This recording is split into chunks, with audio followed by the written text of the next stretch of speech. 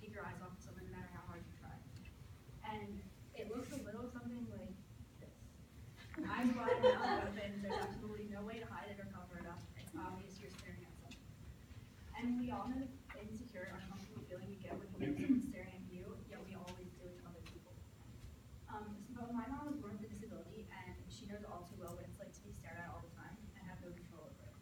So the purpose of my TED Talk is to hopefully help you understand that people with disabilities really feel when you're staring at them, and it affects every day of their life. So I want to start by changing your mindset by simply trying to change a word in your vocabulary. So everybody knows the word disability or disabled, and we always use it whenever we see someone with disability. We always label them instantly in our head or out loud as being disabled. And that's fine. I understand. Like even I do it. But my problem with that is that if we take the word apart, the prefix dis literally means lack or absence of. So when you're calling someone disabled, then you're saying that they lack ability, or that there's no presence of ability in them. And ever since I was young, my mom always taught my brother and I to replace this word with different meanings. Because she never wanted us to label her or anybody else that has a disability as being disabled, because although she can't do everything we can do, she can do pretty much everything, but she's just finding to know how to do it, therefore you're disabled. So this is my mom. She was born with something called spina bifida, which literally means split spine. So when she was born with something that looked like a tumor on her lower back, like right at the base of her spine. That was actually her spinal cord and spinal fluid and nerves and everything coming out of her back because of the split in her spine. So as you can imagine, that caused a lot of damage, and she had to have a lot of surgeries as an infant and as a child and all through her life. And as a result of that, she can't feel anything from her right leg, from her right knee down, and she was predicted to never be able to walk. But as you can see, she's standing, she can walk, and she will proudly tell anybody that she can keep up with her 4 older brothers. She could run, walk, play, do anything. She loved to roller skate, and she had a pretty normal childhood up until she was 10. When she was 10 years old, her body continued to grow like as a normal kid's would, but her right leg stopped. So this caused like her legs to be completely uneven and her limp to get even worse than it already was. So right after her first communion, she had to have a surgery that stopped her growth. That's why she's so tiny. She's 4'9", and take a large portion of her hip out and add it to her leg to lengthen it and hopefully like balance out her unevenness. And after that surgery, she was put in a full body cast from her neck down and her whole leg. And when they removed that cast, they asked her to like move her leg like that she could, when they do, and she couldn't. Something happened in the surgery or in the casting that caused her left leg now to be able to not feel anything from her knee down in that leg too. So after that, she had to learn to live her life with only partial feeling in her legs, and she was again predicted that she would never walk again, but as you can see, she did. She had to have her ankles fused at 90-degree angles and wear braces on her whole legs to stabilize it, because if she didn't get her ankles fused, she couldn't like lift her ankle like we do. So it would just flop and like she wouldn't be able to walk at all. So after that, she pretty much gained most of the mobility she had before. She just had to find different ways to do things. So after that, she had that was probably one of the worst surgeries of her life. And after that, she had like pretty minor surgeries and which wasn't a big deal for her at that point. So she was able to work all through high school and college. She got a nursing degree and she was in the top of her class. And she got married and had 2 kids. So after like a relatively long stretch of no surgeries, she had the biggest, most complicated surgery of her life when I was in kindergarten.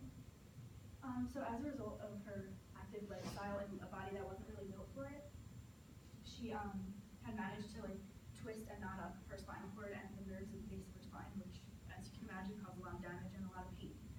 So the doctors decided to go in and try to unknot all of this and fix the base of her spine so it wouldn't happen again. But the surgery was relatively unheard of. It's not really done often, so we didn't know what the risks were or what was going to happen afterwards. So it caused a lot of strain in my family.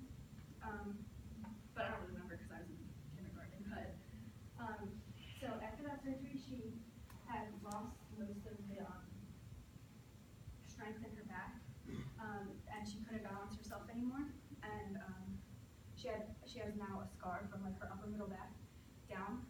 That's pretty much just like a hole in her back. So after that, she was again told she was never going to be able to walk again, but being the determined woman she is, she did, with a lot of physical therapy and a lot of time, she was able to walk on crutches, and I have no memory of her not walking with crutches. So after that, my mom, throughout her life, she experienced a lot of like comments and stares because of her disability, but after this, it made it a lot more obvious because there was no way of hiding it. She had crutches, or was in a wheelchair most of the time. So this caused a lot of stares and comments and questions and just overall avoidance of her because people don't really know how to respond to people with disabilities. So they just avoid it. And so my mom had like a lot of trouble with that and a lot of like issues with being accepted and everything because people didn't. And they often like would say things like, "Oh, you're such an inspiration," or "You're so brave," for something that she had no control over. And people think that that's like a compliment, but it's kind of just condescending and rude because like she's just a normal person like you or I. So this happens a lot to my mom, and it also happens a lot to people like you see in the media a lot, like images like these where they take a picture of someone with a disability and put a nice quote behind it, like the only disability in life is a bad attitude, or your excuse is invalid. And we think that these images are encouraging and like nice, and they are, but they're encouraging at the cost of the disabled people, and because it takes away their accomplishments. Because like if this disabled kid can play basketball, then I can so much easier.